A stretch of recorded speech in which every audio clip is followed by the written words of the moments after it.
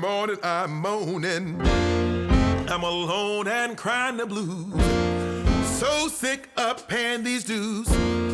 Every morning I'm moaning, and in the evening I'm moaning, because of all the trouble I see. Life's a losing battle for me. Everybody knows I'm moaning. I have spent plenty of days and nights alone with my grief, and I pray, truly pray, somebody would come and offer me some relief. Every morning I am moaning. I'm alone and crying the blues. So sick of paying these dues. Everybody knows I'm moaning. And in the evening I'm moaning, because of all the trouble I see. Life's a losing battle for me. Cares and woes got me moaning. I have spent plenty of days and nights alone with my grief, and I pray, truly pray, somebody would come and offer me some relief. Every morning I am moaning. Every morning I'm moaning. Every morning I'm moaning. Cares and woes got me moaning. Hey!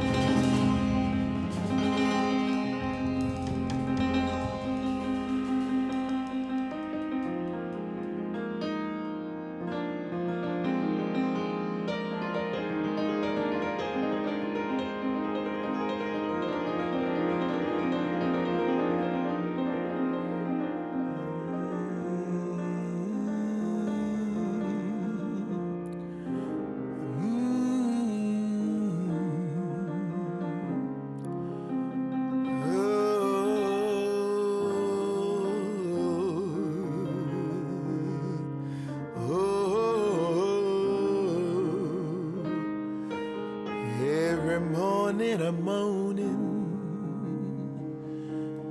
Every morning I'm moaning. Cares and woes got me moaning. Cares and woes got me moaning. Unemployment's got me moaning. Unemployment's got me moaning. Homelessness has got me moaning. Homelessness has got me moaning. Drug addiction has got me moaning. Opioids have got me moaning. Inequity has got me moaning. Inequality has got me moaning. Racism has got me moaning. Racism has got me moaning. The Proud Boys got me moaning. Proud Boys have got me moaning. Insurrection has got me moaning. Insurrection has got me moaning. And politics has got me moaning. Democrats have got me moaning. And Republicans have got me moaning. And the police have got me moaning. The police have got me moaning.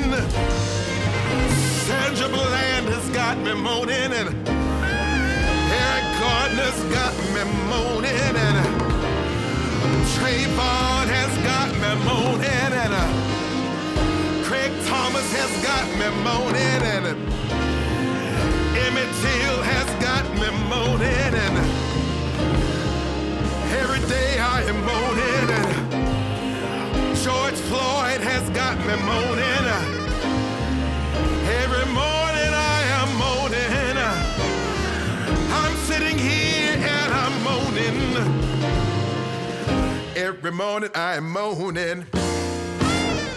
I wanted an opportunity to express what causes me to moan with fear, agony, anxiety, despair. And the only way I knew how to do that was to follow the African tradition that has been done really in the church, where you name names and you speak it out. We say your name, in a sense. So as I was looking to put this process together, and I was trying to figure out how would the Pride album come to be, or how would that particular song come about as far as my arrangement of it, because it is a cover. I really went in, and I had to think about what kind of body of work. I did not want to have a number of songs that I just recorded and put them all together.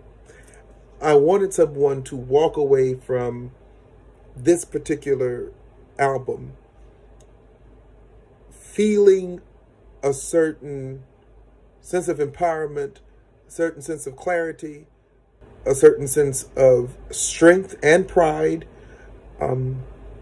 to have grieved some, whether it was loved ones or love itself, to listen to this album and leave with a new sense of commitment to taking care of themselves and to committing themselves to taking care of themselves for you. And I want you to take care of you for me. That type of thing. And that particular song was inspired by Carolyn Colbert, who is a dear friend of mine. And that was her parting words to everyone before she passed away. So I think that I had to think of what was it exactly that I myself wanted to say, and understanding that I say a lot and I talk a lot. In this particular instance, it was very targeted. I wanted you to leave knowing me better, knowing the plight of our people better, to understand the complexities that exist within us, the dualities, and then celebrate that in spite of all of that suffering and all of those trials, that we have something special. When I think of my artistic beginnings and my background, I started playing the piano when I was 3. And my grandparents had a upright piano from the moment I was crawling on the ground until I was a senior in high school. My mother got us a piano because I played, and I took private lessons from Miss Ora Lusk in Corsicana, Texas, from the time that I was 6 to 16. And I played in band in school, but of course the church, I can tell you, the church and a bunch of old records and old television shows really shaped my musical beginning and my idea of what jazz and music and entertainment was. I'm an artist, and I like to entertain. That was a big thing, and I am from, I was born in Dallas, Texas, but I was raised in a community called Goodloe, Texas.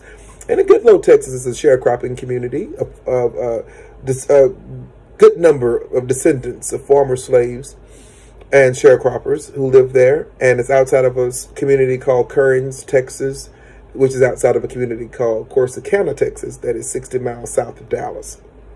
So very small. I graduated a graduating class of either it was 48 people or smaller, but that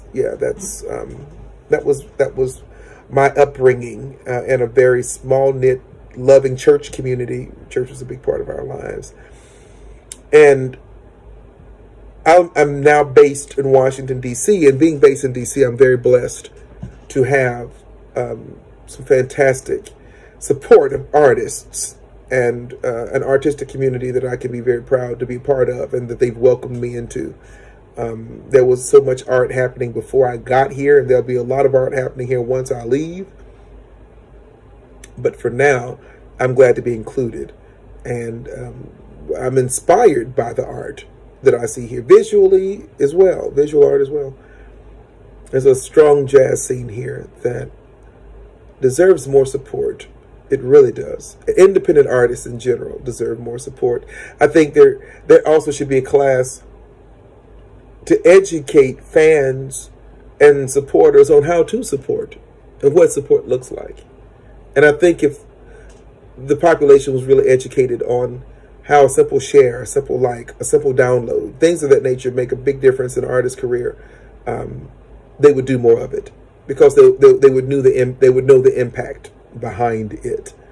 So yeah, that is how I got into all of this. I've had a lot of people who've inspired me. Of course, Louis Armstrong and Dinah Washington and Sarah Vaughan and Mel Torme. I know some of you may know Mel Torme, Sammy Davis Jr., of course, but then contemporarily, Gregory Porter, Jazz Mia Horn, all of those people, Kurt Elling, big time. Cecile, McLaurin Savant, big time. There's some people here, and there's people here in town. Aquia Ulrich here in town, her sense of rawness. Deborah Bond here in Washington, D.C. Steve Washington, always. Sharon Clark here in the Washington, D.C. area. Amy Bormett, Herb Scott, who's a great saxophone player and a good friend. These are some people who just influence me and inspire me here. And but again, don't just take my word for it. Download the Pride album on all streaming platforms, especially Bandcamp today. I'm Aaron Myers. Find me at aaron2.me, aaron2.me. And please take care of you for me, and I'll take care of me for you. Keep moaning.